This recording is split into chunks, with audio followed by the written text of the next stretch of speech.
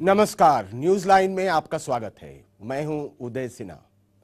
2002 के गुजरात दंगे आजादी के बाद से इस देश के दामन पर सबसे काले निशान माने जाते हैं। ये वो दौर था जहां पर इस देश की राजनीति की धर्मनिरपेक्ष तस्वीर टूट जाती है। तब से लेकर अब तक एक लंबा अरसा गुजर चुका है। समय समय पर दंगा पीड़ितों के इंसाफ की बातें भी होती रही हैं, लेकिन अब तक है कि इस मुद्दे पर राजनीति का जोर इंसाफ की मांग पर भारी ही पड़ा है। ऐसे वक्त में गुजरात की एक अदालत ने सरदारपुरा के दंगों में फैसला सुनाया है। तो आइए देखते हैं सरदारपुरा का इंसाफ।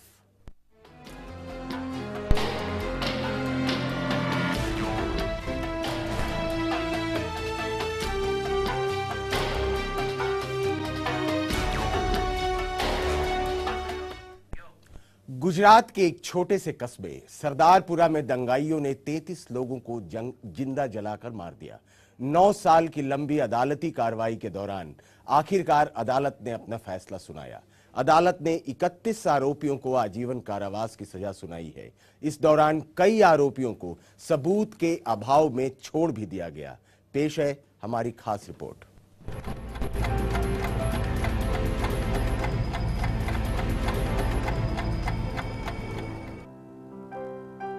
तारीख 1 मार्च 2002, कस्बा सरदारपुरा, जिला मेहसाणा, राज्य गुजरात। कोई हो न हो, ये दीवारें गवाह हैं कि 9 साल पहले इसने कैसा खौफनाक मंजर देखा था। हजारों की उन्मादी भीड़ इस गांव पर कहर बनकर टूटी थी। देखते देखते इसे आग के हवाले कर दिया गया। 33 जिंदा इंसानों का वजूद आग में राख हो गया। अफसोस ये इमारतें बोल नहीं सकती, लेकिन इतने सालों के बाद भी इसके निशान यहाँ साफ दिखते हैं। तब से लेकर अब तक एक लंबा वक्त गुजर गया। अब इंसाफ की बारी थी। आखिरकार अदालत ने अपना फैसला सुनाया। 42% को एक्विटल मीन्स को छोड़ दिया है। इसमें बेनिफिट डाउट भी मिला है और एक्विटल भी मिला है। मतलब क्या है, 147, 148, 149 साथ में 300 इधर देख के मीन्स के सबको एक सर की सजा हो रही है। मेहसाणा की इस अदालत ने फैसला सुनाने में 9 साल का वक्त लिया। आग और उन्माद के हवाले 33 लाशों का इल्जाम इन्हीं 76 लोगों के सर था। अदालती कार्रवाई के दौरान ही 2 आरोपी चल बसे। इनमें से एक नाबालिग था। बाकी 73 आरोपियों में से 42 को रिहा कर दिया गया। पुलिस इनके खिलाफ सबूत जुटाने में नाकाम रही। बचे 31 लोगों पर आरोप साबित हुए। इनको धारा 302, 309, 148, 149 के तहत दोषी करार देते हुए उम्र कैद की सजा सुनाई गई। कोर्ट का जो भी फैसला है वो हमारे लिए आदरणीय। अदालत जो फैसला करती है वो कानूनी प्रक्रिया है। अगर किसी को उसमें इतराज़ है तो हाई कोर्ट जा सकता है। लेकिन ये बात भी सच है कि वहाँ पे जिंदा लोगों को जलाया गया था। जिन लोगों को जलाया गया था उनके परिवारों के साथ हमारी पूरी हमदर्दी है और ये कहने में कोई झिझक नहीं हमें कि जो वाक़यात उस वक्त पेश आए थे उसके लिए गुजरात की सरकार जिम्मेदार है। 2002 के गुजरात दंगों के मामले में किसी अदालत ने आज पहली बार फैसला सुनाया है। सारी दुनिया की तरह सरदारपुरा ने भी इसे बेहद खामोशी के साथ सुना। कोई भी प्रतिक्रिया नया तनाव पैदा कर सकती थी। ऐसे में 33 मासूम लोगों को श्रद्धांजलि देने का फैसला सरदारपुरा ने बेहद संजीदगी से निभाया। अदालत का ये फैसला दंगा पीड़ितों के जख्मों पर कितना मरहम लगाएगा, इसका अंदाजा तो खैर किसी को भी नहीं, लेकिन सालों से इंसाफ के लिए जद्दोजहद कर रहे लोगों का हौसला इससे यकीनन बढ़ेगा। ब्यूरो रिपोर्ट के साथ जयशंकर, चैनल 1 न्यूज। लोकपाल की निर्णायक लड़ाई जो आज पहुंच गई है सोनिया गांधी ने भी इस पर ये कुछ अपना आज वक्तव्य उत्तराखंड में ये बात कह दिया है।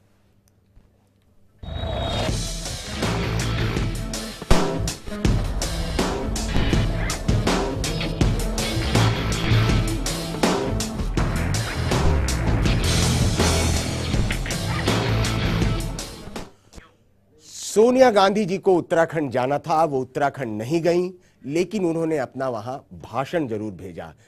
अब तक सोनिया गांधी ने इस मुद्दे से दूरी बनाई हुई थी, लेकिन अब वो भी मैदान में कूदती नजर आ रही हैं।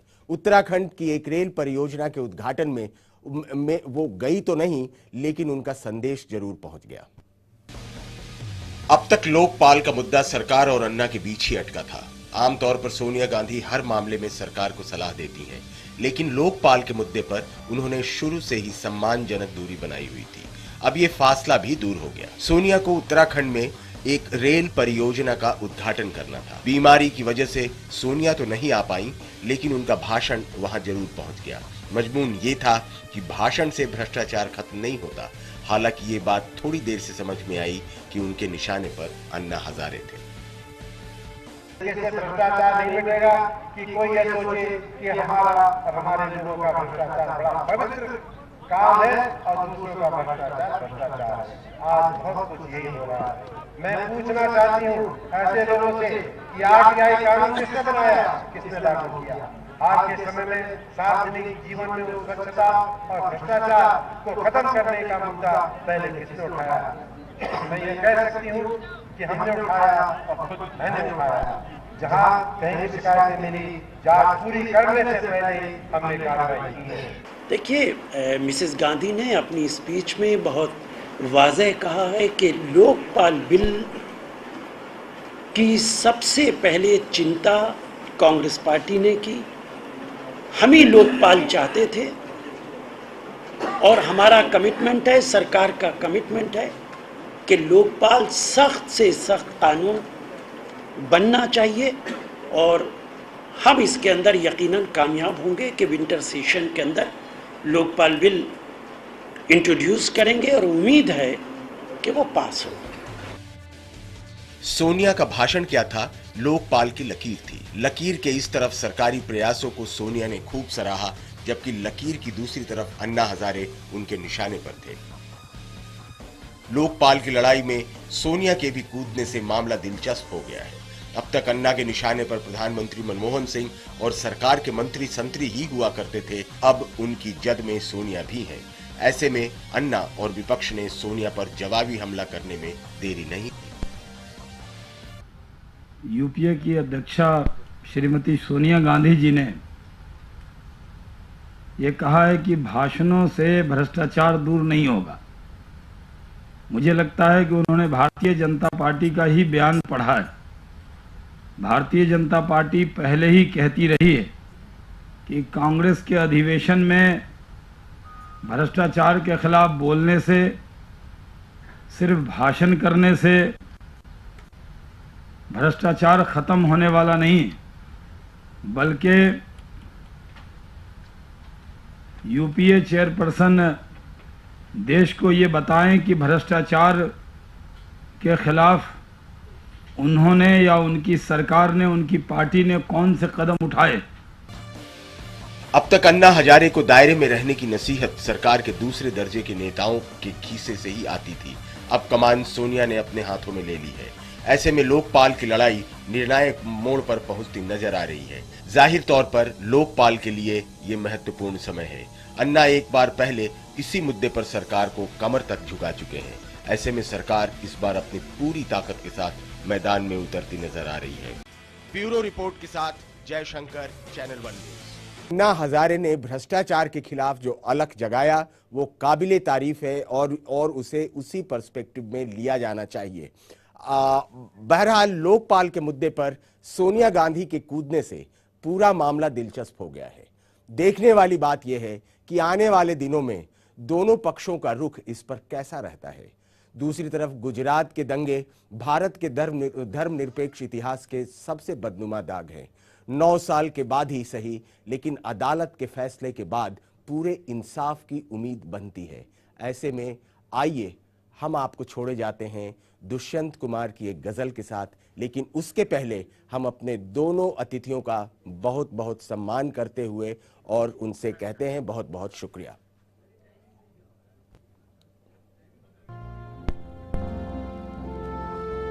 मत कहो आकाश में कोहरा घना है, यह किसी की व्यक्तिगत आलोचना है।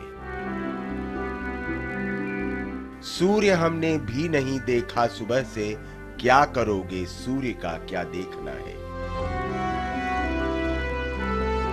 इस सड़क पर इस कदर कीचड़ बिछी है, हर किसी का पांव घुटनों तक सना है। पक्ष और प्रतिपक्ष संसद में मुखर हैं, बात इतनी है कि कोई पुल बना है। रक्त वर्षों से नसों में खौलता है, आप कहते हैं क्षणिक उत्तेजना है। हो गई हर घाट पर पूरी व्यवस्था, शौक से डूबे जिसे भी डूबना है।